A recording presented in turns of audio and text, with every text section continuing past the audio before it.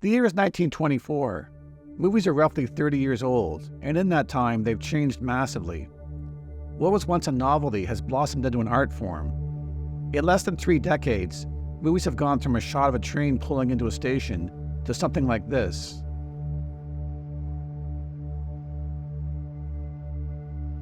Imagine having lived through all that transformation, and then trying to look forward another 30 years to imagine what was next. That's a daunting task, but for director D.W. Griffith, it wasn't enough. In 1924, he sat down and cast his thoughts forward to the distant future, all the way to the year 2024. What would movies be like in a century? Griffith had some thoughts, which he outlined in an article for Collier's magazine. Here in the year 2024, it makes for fascinating reading to see how well a film pioneer's predictions have aged. I'm going to go through some of Griffith's article to see what he got right about the movies in 2024 and where he was totally off base. I'll start with this, since it's both Griffith's most ridiculous prediction and a good jumping off point to talk about his most infamous film. In the year 2024, the most important single thing which the cinema will have helped in a large way to accomplish will be that of eliminating from the face of the civilized world all armed conflict, Griffith writes. Pictures will be the most powerful factor in bringing about this condition. With the use of the universal language of moving pictures, the true meaning of brotherhood of man will have been established throughout the earth. There is something deeply ironic about Griffith saying movies will create universal understanding and peace.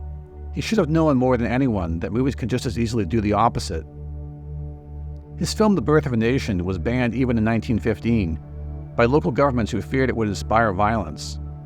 Griffith used his skills as a filmmaker to present a racist ideology in such a powerful way that it inspired a resurgence of the Ku Klux Klan.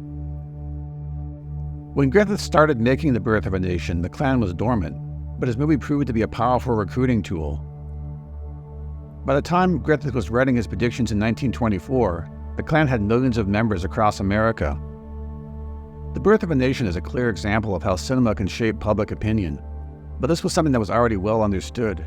Even in the 1890s, film was already seen as a valuable tool for building support for wars, with the Edison Company showing American audiences the wreck of the Maine, whose sinking set in motion the Spanish-American War. The First World War had seen movies used as propaganda tools by both sides, but that was only a small preview of what was to come. Griffith is right when he says that movies have the power to build empathy across borders and cultures. I can imagine an American sitting down in 1987 and watching Where's the Friend's House? Having known Iran only through news footage of angry people burning American flags, suddenly they would see a more human side of the country.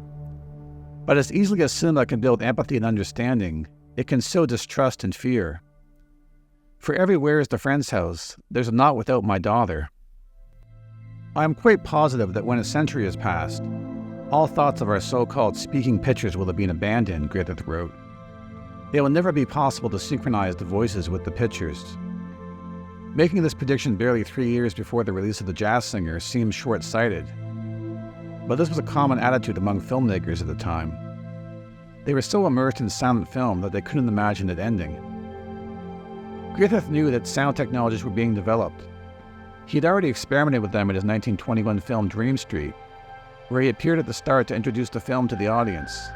Ladies and gentlemen, I've been asked to say a few words concerning the play of Dream Street.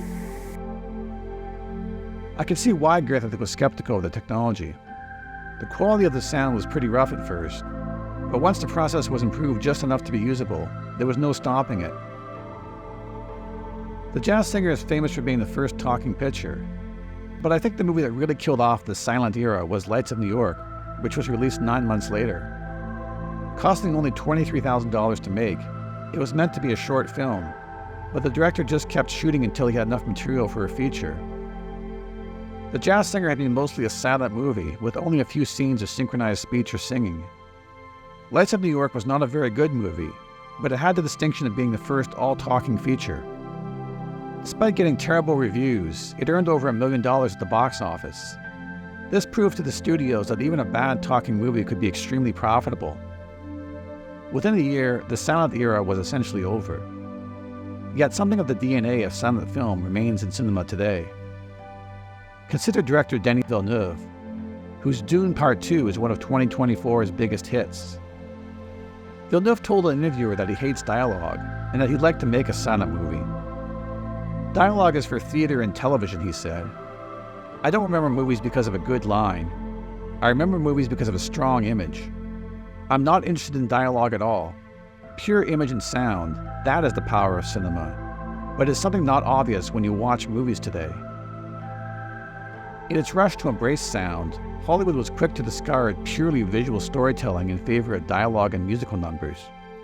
Yet almost a century later, there are filmmakers who recognize what made silent film great. 100 years from now, the color of a woman's eyes and hair, the tint of the sea, the hues of the rainbow itself will be a natural part of every motion picture play, Griffith wrote. This seems like a very safe prediction to make in 1924. There had already been a few feature films made using an early version of Technicolor, like 1922's The Toll of the Sea. The expense and difficulty of working with Technicolor limited its use in 1924. You will most commonly see it employed for just a few key scenes in big-budget epics, like Cecil B. DeMille's original silent version of the Ten Commandments. Griffith wrote that he'd experimented with the technology, but found that it lacked harmony and accuracy. But Technicolor had already made improvements in the 8 years since it had been invented. It didn't take a huge leap of imagination to see those improvements continuing over the next 100 years, to reach a point where a more natural-looking color could be achieved.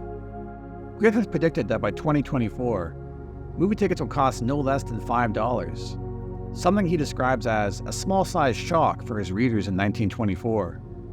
100 years from today, it will cost perhaps twice as much as it costs today to see the really first-class cinema, he wrote. He was off by about 25 years, as the average price of a movie ticket in America reached $5 in 1999. Of course, that's just an average price. Cinemas in more expensive markets would have been charging $5 well before that. I guess Griffith is correct when he says no less than $5, as that is probably about the cheapest you'll be able to find a movie ticket these days. At the high end, a ticket can cost upwards of $30, a number that probably would have blown Griffith's mind. But adjusting for inflation, $30 is actually pretty much in line with where movie tickets were in 1924. If you wanted to go see a big movie like The Ten Commandments, you could pay upwards of $2 a ticket, which is around $36 when adjusted for inflation. If you just ignore inflation, Griffith is right in his basic prediction that movie tickets would cost more in 2024 than they had in 1924. But that's hardly much of a prediction. Griffith was old enough to remember when movie admissions had been 5 cents in the Nickelodeon days. And then he'd seen them rise to $1 by the mid-1910s for movies like his epic Intolerance, and to $2 in the 1920s. There was a clear upward trend in prices. Inflation wasn't really much of an issue in 1920s America, which actually saw periods of deflation. So let's assume that when Griffith predicts $5 tickets in 2024, he's envisioning $5 still having the same purchasing power that it did in 1924. In 1924, $5 was a good amount of money, more than a lot of people would have made in the day. Adjusted for inflation, it's equivalent to roughly $90 today. That puts Griffith's prediction in line with one made by George Lucas in 2013, that going to the movies could eventually cost $100 or $150. Will watching movies in a theater become more of a luxury experience with prices to match? The jury's still out on that, but with the uncertainty gripping the industry now, I guess anything is possible. 100 years hence, I believe, the airline passenger lines will operate motion picture shows on a regular schedule between New York and Chicago, and between New York and London, Griffith wrote. This might seem like an amazing prediction to make in 1924, but in reality, a short film had already been shown on an airplane 3 years earlier. The next year, the feature film The Lost World would be shown on a flight from London to Paris. People in the 1920s saw the potential for in-flight movies, but with both nitrate film and airplanes being quite flammable, it wasn't really that safe or practical. It would take another 40 years or so for in-flight movies to be widely adopted. 100 years from now, there'll be no confusion as between the radio and the motion picture, Griffith writes. There cannot possibly be a connection, nor a conflict. In the 1920s, some people in Hollywood were worried about radio, the first of many new technologies to be seen as a threat to the movie business. Griffith saw radio as not being a direct competitor for the movies, and I guess he's largely correct. Movie attendance would peak in America in 1946, a year when over 80% of American homes had a radio. The real threat to the movie business was in its earliest stages in 1924, television. The rise of television 30 years later forced Hollywood to adopt technologies like 3D and widescreen in response to falling cinema attendance. I wouldn't have expected Griffith to receive the threat posed by television, but there were people in 1924 who did see how it was going to transform entertainment. Almost every home of good taste will have its private projection room where miniatures, perhaps of the greater films, will be shown to the family, Griffith writes. This is a good prediction, though Griffith didn't foresee how allowing people to watch movies from the comfort of their home might cannibalize the movie theater business. Of course, Griffith is writing this at a time when the studios had extremely tight control over the distribution of their product. Big movies might open on just one or two screens, one in New York and one in Los Angeles. If you lived in a smaller city, you might have to wait for many months for a blockbuster like The Covered Wagon to finally come to town. If you wanted to watch that movie in your local neighborhood theater for a lower price, you might have to wait until the next year before it was done with its exclusive engagement at a bigger, pricier theater. There was no way that 1920s studios would have let people watch new releases at home until they had extracted every possible dollar from the box office. I should also note that watching movies at home was a thing well before Griffith predicted this. Before the First World War, Edison and Pathé were renting prints of their movies for people to watch at home. By the 1920s, this would have become more affordable for the average person with the advent of 16mm film. Some movies only exist today because someone found the 16mm print intended for home use. Once again, Griffith has taken something that already existed in 1924 and imagined it becoming more popular in the future. But to be fair, when I look at my shelf full of Blu-rays, I have to admit that he was more or less correct. In the year 2024, our directors of the better order will be men graduated from schools, academies, and colleges, carrying in their curriculum courses in motion picture direction, Griffith writes. I think this prediction reflects Griffith's high regard for his profession, but it would also prove to be pretty prescient. Though the world's first film school had already been established in Moscow 5 years earlier, so Griffith wasn't inventing the idea out of nothing. America would get its first film school in 1929 at the University of Southern California. For directors in the silent era, filmmaking was something you learned on the job. In 1908, his first year as a director, Griffith made almost 50 short films. His early efforts were pretty basic, but over the years he improved his craft by making hundreds of movies and watching the films of other directors.